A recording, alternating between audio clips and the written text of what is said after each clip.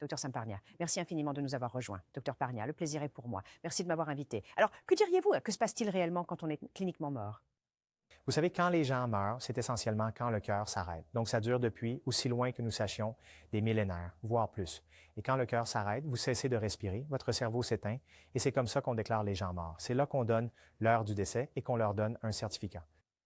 Alors, dites-moi en plus sur cette étude. Comment l'avez-vous menée? Et expliquez-moi, vous savez, comment vous avez abouti à vos résultats, à votre conclusion. Déjà, je suis médecin en réanimation. Mon travail consiste essentiellement à sauver des vies et à les empêcher de mourir. Mais malheureusement, des personnes décèdent et nous tentons de les réanimer.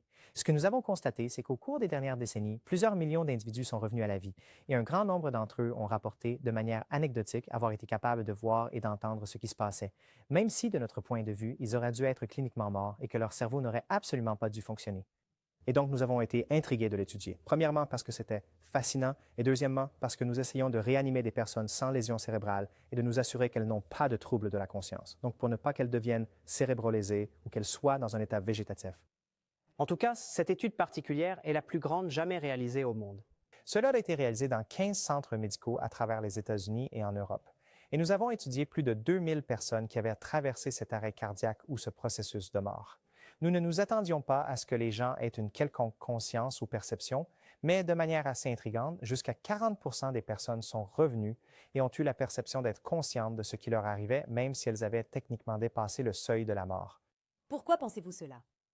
Eh bien, il y a beaucoup à dire. Je devrais aussi ajouter que parmi ce groupe, 10% ont eu une expérience mystique très profonde et intense qui leur était très personnelle. Mais, fait intéressant, 2% avaient en fait une pleine conscience, pouvaient décrire tous les événements qui se déroulaient et qui ont été validés. Leur selection est pourquoi cela arrive-t-il? Et il n'y a pas de réponse, car sur notre modèle scientifique, quand les gens sont morts, il ne devrait plus y avoir de conscience. Mais il semblerait que la conscience soit capable de perdurer, et par là, je ne veux pas dire qu'ils sont éveillés, mais cette entité qui fait de nous ce que nous sommes, qui fait de Sam ce qu'il est, qui fait de Rena ce qu'elle est, le soi, l'esprit semble continuer et ne s'anéantit pas après qu'une personne ait traversé son processus de mort.